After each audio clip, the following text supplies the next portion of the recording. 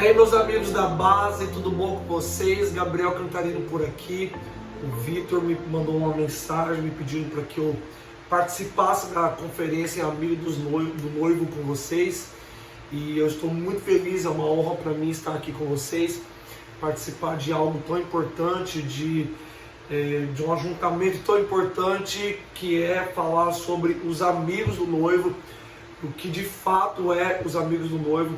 E o Vitor me pediu para conversar com vocês um pouco sobre o que é uma igreja profética e o impacto de uma igreja profética, o que é de fato uma igreja profética, como ela se move, com o que ela se parece.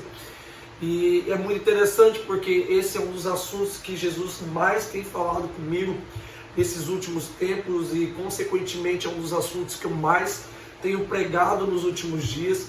E eu tenho certeza que igreja profética, meus amigos, ela não tem a ver simplesmente com o agora.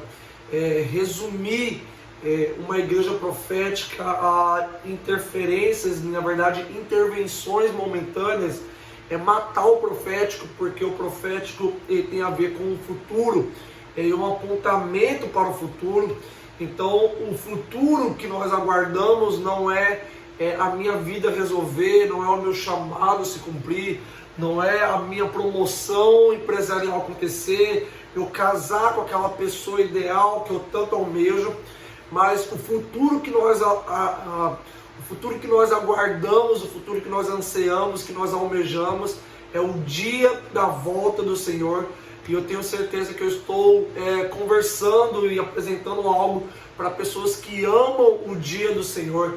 E uma das características principais de pessoas, vou citar 3 características principais de pessoas que amam o dia do Senhor, que são pessoas que, em primeiro lugar, elas aguardam o dia da vinda do Senhor, e elas não aguardam de uma maneira passiva, elas aguardam desejando o dia do Senhor. E esse desejo, meus amigos, eu, por exemplo, eu cresci numa família onde a minha avó, ela se converteu com 16 anos, e desde que ela se converteu, ela ouve que Jesus está voltando, e ela passou isso para minha mãe cresceu na igreja, minha mãe nunca se desviou, e ela cresceu ouvindo que Jesus estava voltando, e eu cresci ouvindo que Jesus estava voltando, e você também que está aqui nessa conferência, você sabe, já faz algum tempo que Jesus está voltando, e na verdade Jesus não está voltando de agora, Jesus está voltando há 2000 anos atrás. Então a maioria das pessoas que já ouviram falar sobre Jesus, elas estão no contexto de igreja, elas já ouviram falar que Jesus está voltando, mas a verdade é que Jesus, ele não volta para aqueles que sabem, porque até o diabo sabe que Jesus está voltando, mas Jesus está voltando para todo aquele que deseja. Aqueles que desejam de fato são aqueles que esperam. E aqueles que esperam não esperam passivamente, porque a segunda característica daqueles que amam o dia da vinda do Senhor é que eles trabalham pelo dia da vinda do Senhor. Eles apressam o dia da vinda do Senhor, porque eles sabem que tem algo a ser feito, e não apenas ficar sentado, desejando, esperando que a qualquer momento aconteça. Mas é porque nós não acreditamos que a qualquer momento aconteça, porque se tem algo a ser feito, quer dizer que o Senhor está esperando algo de nós, que nós concluamos algo para que Ele então retorne. Então a nossa espera não é passiva, a nossa espera ela tem uma ação, e essa ação é apressar o dia da vinda do Senhor. Então nós cremos que nós podemos apressar o dia da vinda do Senhor. E a terceira característica sobre aqueles que amam o dia da vinda do Senhor é que eles não retrocedem, eles não desviam, eles mantêm os seus olhos fixos, eles mantêm o seu foco pressionando o dia da vinda do Senhor. Então nós estamos focados, a nossa família é focada, aquilo que nós fazemos é focado, as nossas atividades na igreja é focada no dia da vinda do Senhor. E é por causa dessas 3 características daqueles que amam o dia do Senhor é que nós nos tornamos uma igreja profética. Vocês provavelmente já conhecem o discurso profético de Jesus lá em Mateus 24, e algo muito interessante que Jesus diz lá em Mateus 24 é que ele e nem os anjos sabem o dia da vinda do Senhor. Então, por causa desse versículo, nós reproduzimos muito essa fala, dizendo que talvez não seja muito coerente a gente estudar escatologia, porque nem o Filho, nem os anjos, se nem o Filho, nem os anjos sabem o dia da vinda do Senhor, quanto mais nós.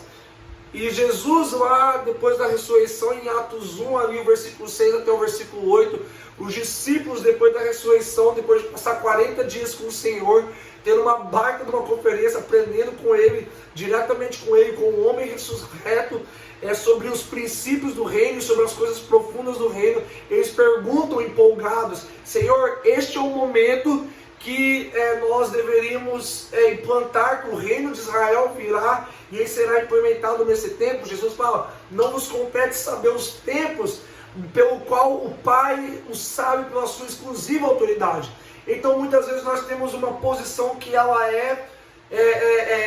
que retrocede, que ela não faz parte, que isso é um assunto do Senhor. Mas, meus amigos, Jesus diz isso no contexto da sua humanidade, no contexto desse presente tempo, no presente tempo onde ele estava entre os discípulos, e ele não tinha estado com o Pai, ele não tinha tido toda a revelação. Mas eu quero te dizer, meus amigos, eu quero, na verdade, te fazer uma pergunta: será que até hoje Jesus não sabe o dia e a hora que ele vai vir? Será que até hoje os anjos não sabem o dia e a hora que o Jesus vai voltar? E a resposta óbvia para essa pergunta é claro que o Filho e os anjos sabem. E eu aqui quero ser ousado em te apresentar o dia e o momento que Jesus recebeu a revelação do Pai. Então lá em Apocalipse 1, versículo 1, o apóstolo João e o profeta João, na verdade, começa a dizer: a revelação de Jesus Cristo, que Deus lhe deu para mostrar aos seus servos coisas que em breve devem acontecer. E ele a declarou enviando por meio de seu anjo a seu servo João, que deu testemunho da palavra de Deus e do testemunho de Jesus Cristo, e de todas as coisas que ele viu. Abençoado é aquele que lê e aquele que ouve as palavras da profecia, e guarda essas coisas que estão escritas, porque o tempo está próximo. Então o apóstolo João, ele descreve o momento que Jesus tem a revelação e ele recebe essa revelação. E revelação, meus amigos, talvez você não saiba disso, a palavra revelação do grego é apocalipse, que se refere àquilo que está escondido. Aquilo que estava escondido, na verdade, a palavra apocalipse, o sentido literal dela é aquilo que está atrás do véu. E, meus amigos, aquilo que está atrás do véu não pode ser conhecido até que seja descortinado, até que nós tenhamos uma revelação para conhecer aquilo que estava por trás do véu. E Jesus, ele teve essa revelação daquilo que estava por trás do véu, daquilo que era desconhecido para ele. Então, isso que é uma revelação, conhecer aquilo que antes era oculto para nós, e Jesus conheceu aquilo que era oculto para ele. Então, Jesus recebeu uma revelação que Deus Pai lhe deu. Então, houve um momento na eternidade, depois que Jesus subiu ao céu, que ele recebeu essa revelação. E então é muito interessante, porque Jesus, ele não retém essa revelação para ele, mas a primeira coisa que ele faz é chamar os seus anjos, chamar um anjo específico e contar a revelação que ele recebe do Pai. E aí a gente aprende um princípio sobre uma igreja profética, um princípio sobre quando nós recebemos revelação, que é o fato de que revelação não é para ser guardada, mas revelação é para ser transmitida. E isso nós aprendemos com o padrão e o modelo de Jesus, que automaticamente a atitude natural dele, de quando ele recebe uma revelação do Pai, é transmitir a alguém que está próximo dele. E essa pessoa era um anjo. E esse anjo também, obedecendo esse princípio, vivendo esse princípio de que a revelação ela não pode ser contida, ela não pode ser retida, mas ela precisa ser transmitida, ele se abre e ele vai até João, e João, para contar para João a revelação que aquele anjo recebeu de Jesus. Agora, João também obedecendo o princípio da revelação, que não é conter, não é reter, mas é transmitir, ele escreve o livro de Apocalipse, da qual nós temos em mãos, e nós podemos ler, nós podemos observar que o tempo está próximo. Então aqui, meus amigos, nós temos 5 personagens nesse primeiro versículo, que é o Pai que dá uma revelação para Jesus Cristo que dá uma revelação para João, Jesus Cristo que dá uma revelação para o seu anjo, o anjo que dá uma revelação para João, e João dá essa revelação para a igreja. Então, meus amigos, nós temos aqui um movimento profético de transmissão de revelação, e essa revelação é uma profecia. É isso que João está escrevendo no versículo 2, que deu testemunho da palavra de Deus, o testemunho de Jesus Cristo, de todas as coisas que ele viu. Abençoado é aquele que ouve as palavras dessa profecia. Então, meus amigos, isso aqui é uma profecia. O livro de Apocalipse é uma profecia. Eu não sei você, mas eu tinha muito medo de ler Apocalipse, porque eu tinha medo daquilo que estava por vir. Mas, meus amigos, feliz, abençoado é aquele que lê as palavras da profecia. Então, meus amigos, como nós nos tornamos uma igreja profética?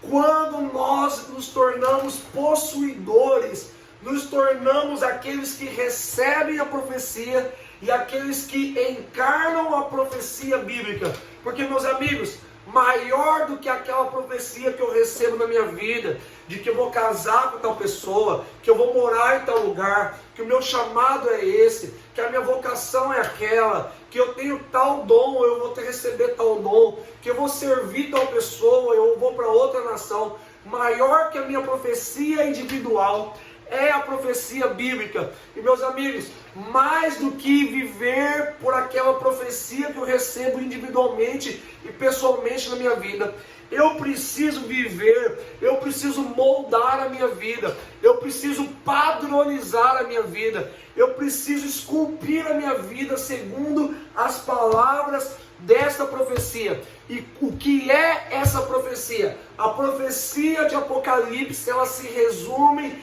em um único fato: o tempo está próximo. E, meus amigos, a palavra aqui para próximo é uma palavra muito poderosa, é do grego, que ela reflete a um palmo de distância. E, meus amigos, a volta de Jesus, o dia do Senhor, está a um palmo de distância. O tempo da vinda do Senhor está a um palmo de distância. E eu concordo, meus amigos, com o apóstolo João lá na sua carta para as igrejas, dizendo: filhinhos, esta verdadeiramente é a última hora. E, meus amigos, se naquele tempo era a última hora, então nós estamos nos últimos minutos dessa hora que se aproxima para o dia da volta do Senhor. Então está a um palmo de distância. Mas, meus amigos, eu prefiro medir esse palmo de distância não para frente, mas para baixo, onde a revelação, ela não apenas fica na mente, mas ela desce para o coração e ela me faz desejar, ansiar e principalmente, meus amigos, receber o espírito de temor para que eu anseie pelo dia da vinda do Senhor. Então, meus amigos, quando nós fazemos com que essa revelação ela desça da cabeça para o coração, o temor de Deus, que é uma consciência de que o Senhor está perto, de que perto está o Senhor, nós recebemos esse temor de Deus para viver dias de sabedoria frente a essa profecia bíblica. Então, meus amigos, talvez você fale: nossa, Apocalipse é muito complicado. Não, meu amigo, presta atenção. Abençoado não é aquelas pessoas que são super proféticas, que têm dons de profecia, mirabolantes, extravagantes demais, pessoas ungidas demais, pessoas que são líderes, pessoas que são pastores, ou pessoas que têm visões, sonhos e tudo mais. Mas, meus amigos, não são simplesmente para essas pessoas, mas são principalmente para aquelas pessoas que sabem ler. E eu quero te perguntar, meu amigo, quem é que sabe ler? Eu creio que todos nós, você que está me assistindo nesse momento, você sabe ler. Então, meu amigo, se você sabe ler, você tem acesso a essa profecia. Essa profecia é para todo aquele que sabe ler, que já aprendeu a ler. Quem são essas pessoas? Essas pessoas são donas de casas, são empresários, são advogados, são crianças, são jovens, são adolescentes, são idosos, são qualquer pessoas que temem e amam o dia da vinda do Senhor. Então, meus amigos, ser profético biblicamente é para aqueles que têm consciência e vivem debaixo do temor de Deus, não retrocedem e avançam para esse dia. Agora, o cara que antecede o dia da vinda do Senhor, o dia do Messias, a vida do Messias nos tempos de Israel, é um cara chamado João Batista. Como vocês muito bem sabem, ele é um amigo do noivo, ele é um amigo íntimo do noivo.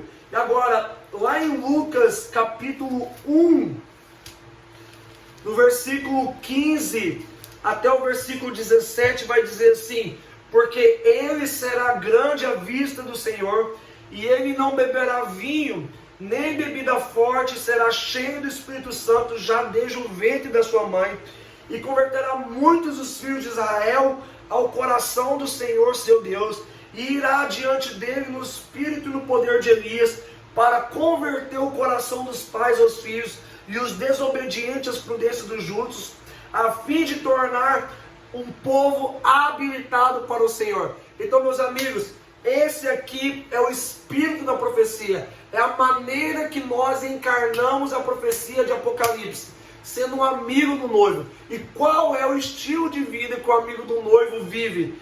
Ele vive uma vida separada. Ele entende que grandeza não são os grandes palcos, os grandes Instagrams, os grandes likes, as grandes multidões. Mas grandeza para o amigo do noivo é viver de uma maneira apaixonada, viver de uma maneira secreta, de viver de uma maneira separada, de uma maneira justa, de uma maneira irrepreensível, de uma maneira pura, de uma maneira, meus amigos, onde nós encarnamos a mensagem profética da bem-aventurança para aqueles que aguardam o dia da vinda do Senhor. E, meus amigos, qual que é a missão? A missão do amigo do noivo não é apenas guardar a noiva, não é apenas esperar pela vinda do Senhor, mas a missão específica do amigo do noivo que nós estamos olhando para a vida de João Batista é tornar um povo habilitado para o Senhor.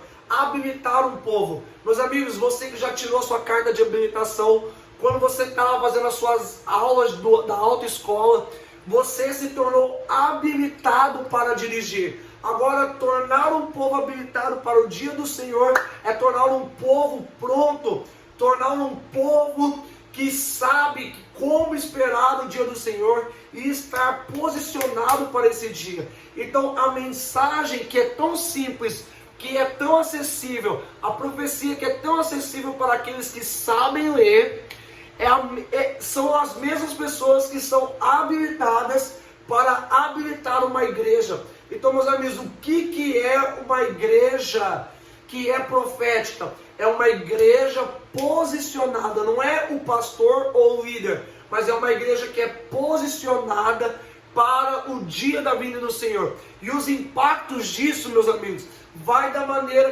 pela qual nós cultuamos e vai até a maneira pela qual nós discipulamos as nossas ovelhas, os nossos amigos, as pessoas que estão ao nosso redor.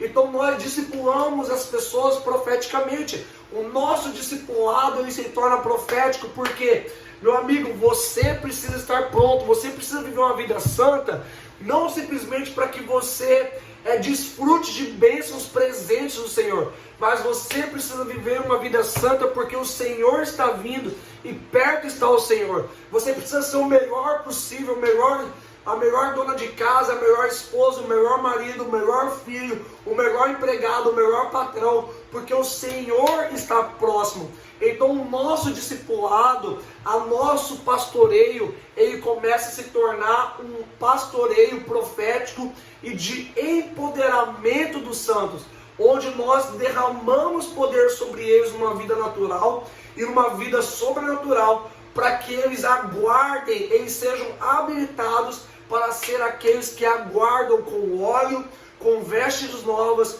com vinho novo, com uma movimentação apostólica e profética para o dia do Senhor. Então, meus amigos, eu não quero muito me prolongar, eu quero deixar essa mensagem simples, mas eu creio que ela é muito poderosa, porque nós achamos que igreja profética é uma igreja que, meu Deus, ela profetiza, ela tem visões, ela recebe anjos. Sim, isso é muito legal, nós vamos viver todas essas coisas, mas nós não vamos viver todas essas coisas antes de um posicionamento simples e radical de ser amigo do noivo e de preparar outros para serem o amigo do noivo também. Então, meus amigos, a partir de hoje, a partir desse momento, você saiu da ignorância e você se torna alguém que está habilitado para habilitar pessoas a se tornar um amigo do noivo e esperar o dia da vinda do Senhor. Um beijo. Eu amo vocês, queria estar aí com vocês presencialmente, mas as circunstâncias não nos permitem. Orem por nós que estamos aqui em Imperatriz do Maranhão e em breve nós estaremos juntos. Um beijo, Vitor Vieira, eu amo vocês, amo a casa de vocês, a família de vocês, os filhos de vocês e a igreja de vocês. Tchau, tchau.